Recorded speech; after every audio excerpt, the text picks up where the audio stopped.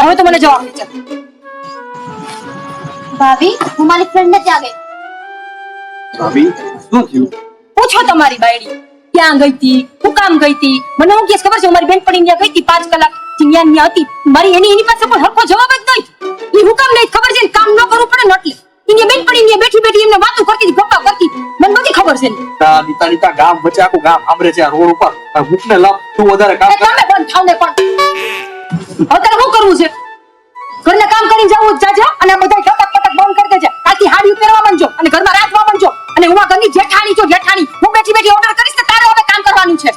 એ અહીંયા મારી સામે જોઈને વાત કર.